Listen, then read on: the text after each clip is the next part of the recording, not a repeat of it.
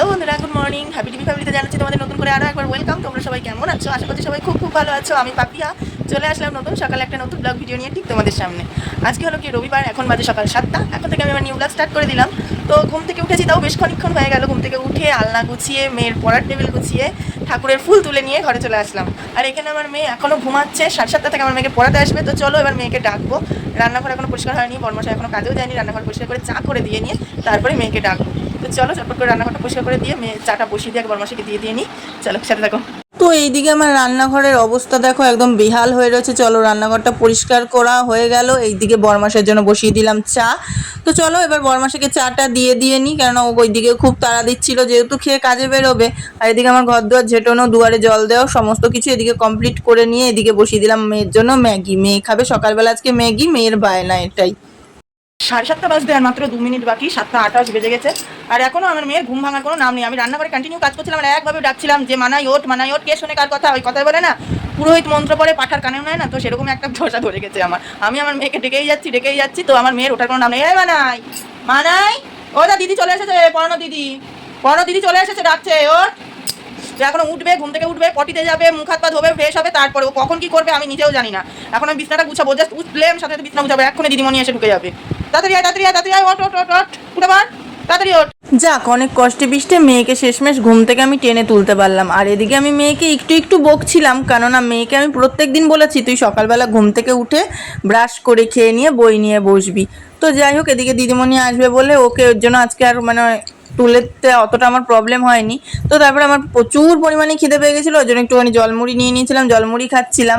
তারপরে জলমুড়ি খেয়ে টেয়ে নিয়ে সোজা ঘর মুছতে চলে আসলাম বালতি করে জল করে নিয়ে। আর এদিকে এই যে মেজদা আমার মেজো ভাসুর দিয়ে গেছিলো মাঠ থেকে পাট শাক তুলে। তো এই যে আজকে পাট শাকগুলো রান্না করবো, কেননা শাক পাতারই আমার মনে হয় টাটকা টাটকায় যে এতটা স্বাদ থাকে সেটাকে শুকিয়ে ফেললে আর সেই স্বাদটা পাওয়া যায় না বলে আমার মনে হয়।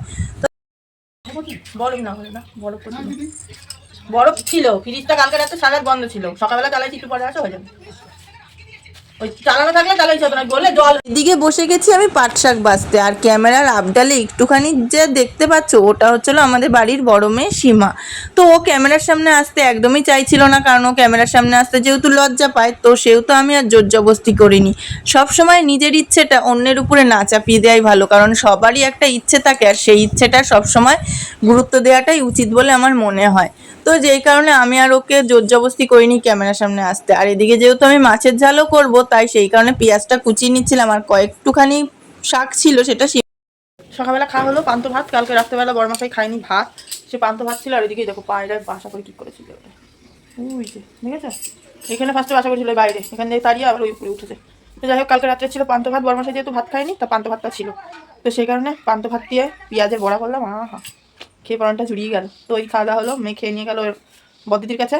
আর এইদিকে দেখো সকালবেলা দিদিমণি পড়িয়ে গেছে, আর এখানে বিছনায় সমস্ত বই খাতা ছড়িয়ে ছিটিয়ে রেখে গেছে যে মা গুছিয়ে দেবে। তো বিছনাটা গুছিয়ে নিয়ে রান্না বসাবো। রান্না করবো আজকে পাট শাক ভাজা। দেখলে তো পাট শাক করে ছাড়াচ্ছিলাম, পাট শাক ভাজা করবো, তার সাথে টক ডাল করবো আজকে একটু। আর কি করি দেখি, ডিম ভাজবো কি মাছের ঝোল করবো, মাছের ঝাল দেবো জানি না কোনো, যাই হোক করবো। ওই বই খাতাগুলো গুছিয়ে ভালো লাগে না, একটু বসে নি ভাত খেলাম তো ভালো লাগে না, ভাত খেয়ে নিয়ে একটু না বসলে ভালো লাগে না। এখনো মাছটা কুটবো, তো বসিয়ে দিচ্ছি। এই যে এদিকে ডালটা সিদ্ধ হচ্ছে, আর এদিকে যে মাছটা এবার কুটবো, যেটা আমার সবচেয়ে বিরক্ত লাগে। ভালো লাগে না মাছ কুটতে, ভালো লাগবে কি, মাছ তো কাটতে পারি না ভালো কাটতে পারলে তারপর তো সেটা করতে ভালো লাগবে। তো যাই হোক মাছটা কাটবো, কেটে রান্না করবো কি সেটা এখনো জানি না, দেখা যাক। যদি ইচ্ছা হয় রান্না করবো, মেয়েকে জিজ্ঞেস করবো যে মাছ খাবি, যদি বলে যে হ্যাঁ মাছ খাবো তাহলে মাছটা ঝাল দেবো, যদি বলে যে না আজকে মাছ খাবো না তাহলে আজকে মাছটা রাখবো না, তাহলে ডিমের ঝাল দেবো। চলো মাছটা কেটে নিই, 11:30 বাজে। আর ওই ঘরে মেয়ে খেলা করছে। মাছগুলো আজকে কটা করবো, কালকে কটা করবো করে রেখে দেবো। তো কিন্তু মাছগুলো কাটতে গিয়ে দেখি একদম পুরো নরম তুলতুলে মিষ্টির মতন হয়ে গেছে, রাখার কোনো পজিশনে নেই। দেখে যখন সন্দেশের মতো গোলে চেপে গেছে, এই মাছ রাখাই যাবে না, সে যতই ফ্রিজে রাখি না কেন। আজকেই ঝাল দিয়ে দেবো, এই মাছের ঝোলও ভালো লাগবে না, যেহেতু নরম হয়ে গেছে মাছের ঝোলে এক ফোটাও ভালো লাগবে না। তো সেই কারণে সবকটা মাছই আজকে ঝাল দেবো। চলো হোক। কি রাঁধবো করে সে তো ভাবছিলাম, কিন্তু হচ্ছিল কি ওই যে প্রত্যেক দিন মাছ মাংস ঠিক ভালো লাগে না, তাই ভেবেছিলাম মাছটা করব না। কিন্তু না করার ইচ্ছা থাকলে তবুও করতে হবে। এদিকে আমার তরকারি সমস্ত কিছুই করা কমপ্লিট, এবার লাস্টে বসাবো ভাতটা। ব্যাস, ভাতটা হয়ে গেলেই আমার রান্না আজকের মতন কমপ্লিট হয়ে যাবে। ওইদিকে আমের চাটনিটাও নামিয়ে নিলাম, আমের চাটনিটা নামিয়ে এদিকে ভাত বসিয়ে দিয়েছি, আর এদিকে একটুখানি বাটিটাই করে আমের চাটনি তুলে নিচ্ছি। লোকটা সামলাতে পারছিলাম না, কি করবো বলো, একটুখানি চামচ স্নান করে পুজো টুজো যা কমপ্লিট হয়ে গেছে, ঘরের দিকে শুয়ে মেয়ে দেখতে টিভি। আর এদিকে বড়মশাই ভাত টাত খেয়ে নিয়ে চলে গেছে কাজে। আর এদিকে মেয়ে আর আমি এবার ভাত খাবো, খেয়ে নিয়ে কি করবো, তাই তুমি জানো? তো চলো একটা ভাত খেয়ে নিই, ভাত খেয়ে নিই, একটা ছোট্ট করে ঘুম দিয়ে দিন, তাই না? আমাদের ভাত ঘুম হয় না, ভাত খাওয়ার আগের ঘুম হয়। আমাদের ভাত ঘুম হয় না, ভাত খাওয়ার আগের ঘুমটা হয়। ঘুম থেকে উঠে নিয়ে আমরা ভাত খাই, কিন্তু আজকে ভাত খেয়ে ঘুমাবো, তাই না? চলো। এই দেখো আমাদের দুপুরবেলার মেনু কি কি বলো তো। এখানে রয়েছে আম দিয়ে ডাল, মানে আম দিয়ে একদম পাতলা করে, যতটা পাতলা হয় আর কি, মুসুরির ডাল করেছি। তার সাথে রয়েছে মাছের ঝাল, তার সাথে রয়েছে পাট শাক ভাজা, আর তার সাথে রয়েছে আমার সবচেয়ে ফেভারিট একটা খাদ্য বলতে পারো, এটা হলো আমের চাটনি। তো যাই হোক, এই যে আমাদের দুপুরের মেনু। তো চলো খাওয়া যাক। আর এদিকে যে মেয়ে অপেক্ষা করছে, বসে বড় খেতে মাম্মাম, ভাত নিয়ে চলে এসেছি। হ্যাঁ ঠিক আছে, কার্টুন দেখতে দেখতে খাবা? ঠিক আছে।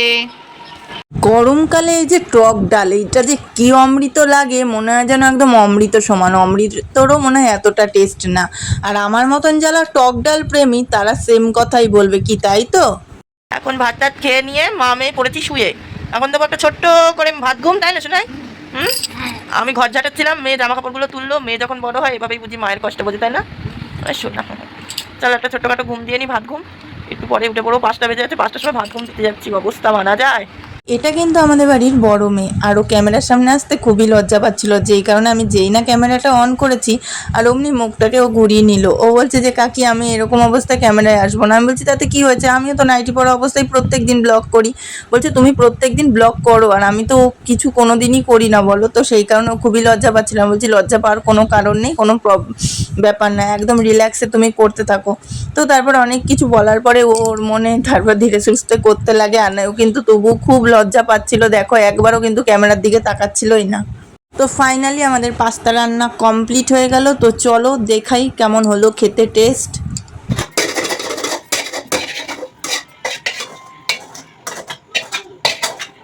এইদিকে দেখো পাস্তা হয়েও গেছে কমপ্লিট। আর এদিকে কিন্তু পাস্তাটা দেখেই কিন্তু আমার খুব লোভ লাগছিল, জানো তো বন্ধুরা, সত্যি কথা বলতে এত লোভ লাগছিল কি বলবো। নিজের হাতে রান্না খেতে খেতে এত বিরক্ত লাগে, মাঝে মধ্যে যদি কেউ একটু অন্য কিছু করে দেয়, আলু সেদ্ধ ভাত করে দিলেও যেন মনে হয় সেটা অমৃত সমান। আমার মতন এরকম কার কার মনে হয় বলো তো?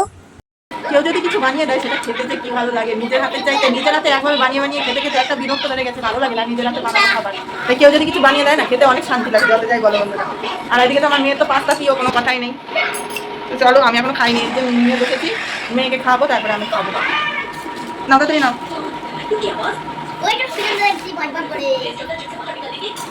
তাড়াতাড়ি খেয়ে নাও। হ্যাঁ, যাই মেয়ে দিবস হয় যায়, মেয়ে দিবসে হয়, তাহলে কই হচ্ছেই না তো। হবে। ঠিক আছে, হবে হবে। এই দেখো এইদিকে আমাদের পাগলি মেয়েটার অবস্থা দেখো। আজকে যেহেতু মাতৃদিবস, সেহেতু একটা কেক নিয়ে চলে এসেছে ওর মাকে আর আমাকে দিয়ে কাটাবে বলে, মানে আমার বদ্দি, মানে বড় যা আর আমাকে জোর জবস্তি বসিয়ে দিয়েছে দুজনকে মিলে কেকটা কাটাতে। তো এদিকে দুইজন মিলে মাতৃদিবসে কেকটা কেটে নিলাম। আর এদিকে বদ্দি তারপরে একটুখানি কেক তুলে নিয়ে ছেলেপুলের গালে দিয়ে দিল। তো এদিকে এই যে খুবই মজা হচ্ছিল। কি কথা কয়, ছোট কাকার জন্য একটা নিয়ে যাবা, শুধু তোদের দুজনের বড় পিস দিয়েছি, তাছাড়া আমরা সবাই ছোট ছোট পিস খাবো। আমাদের পাগলি মেয়েটার কাণ্ড দেখেছো তোমরা? ওর মাকে আর আমাকে দিয়ে মাতৃদিবসের কেক কাটালো। আমার মেয়ে যে ছোট, এই সমস্ত ব্যাপারে কিছুই সেরকম একটা বোঝে না। তো সেই সমস্ত মানে আর কি ফাঁকা জায়গাগুলো কখনোই বুঝতে দেয় না আমাদের এই পাগলি মেয়েটা আমাদেরকে। ওই ঘরে মাদার্স ডেতে আমার মেয়ে এবার বুঝতে পেরেছে যে বিষয়টা কি, যে মাদার্স ডেটা কীরকম বিষয়। ওই ঘরে ওর বদিদি আমাকে আর বদিকে দিয়ে কেক কাটিয়েছে মাদার্স ডে উপলক্ষে। আর এই ঘরে এসে আমার মেয়ের কাণ্ড দেখো, আমাকে ঘরে এসে 1 টাকাটা দিচ্ছে, বলছে না মা মাদার্স ডে উপলক্ষে তুমি এটা কিছু কিনবে। বলছে 1 টাকার কী হবে মা? এই 1 টাকাটা আমার কাছে 1000 টাকার সমান। কেন জানো? কারণ এটার মধ্যে তোমার ভালোবাসা আছে, তাই। বুঝতে পারলে? হুম, তাই। বাবার বলবো না, কেন বাবা আমার পোষবে। বকবে? এই পাগল, বাবা কিছুই বলবে না। তবে কি বলবে? কিছুই বলবে না। কি বলবে বলা? ছোট ছোট ভালোবাসা, এই ছোট ছোট খুশিগুলো কতটা যে আনন্দ দেয় সেটা মুখে বলে প্রকাশ করার না। যে আমার মেয়ে যে আমাকে যে মাদার্স ডেতে যে এইটুকু একটা উপহার দিয়েছে, এটা আমার কাছে অনেকটা দামি। এবার মেয়েকে হাতে লেখা করাবো, এই যে বই খাতা নিয়ে বসে গেছি, মেয়েকে এবার করাবো হাতে লেখা করিয়ে নিয়ে মা মেয়ে মিলে ব্যাস সমস্ত কাজ কমপ্লিট। মেয়ে পাস্তা খেয়েছে, রাতেবেলার ভাত খাবে না মেয়ে, ওর খাওয়া কমপ্লিট রাত্রে, শুধু হাতে লেখাটা করা বাকি। হাতে লেখাটা করে নিয়ে তারপরে যা খুশি তাই করবে। যা খুশি বলতে আর কি, হয় টিভি দেখবে নয় ঘুমাবে, দুটোর মধ্যে একটা। তো চলো বন্ধুরা, আজকের মতন tata bye bye, good night করে দিচ্ছি। দেখা হবে কাল দুপুর 1টায় আবার ঠিক নতুন একটা ভিডিওর সঙ্গে। ততক্ষণ সবাই খুব ভালো থেকো, সুস্থ থেকো, সাবধানে থেকো। দেখা হচ্ছে কালকে ঠিক দুপুর 1টায়। চলো টাটা, লাভ ইউ।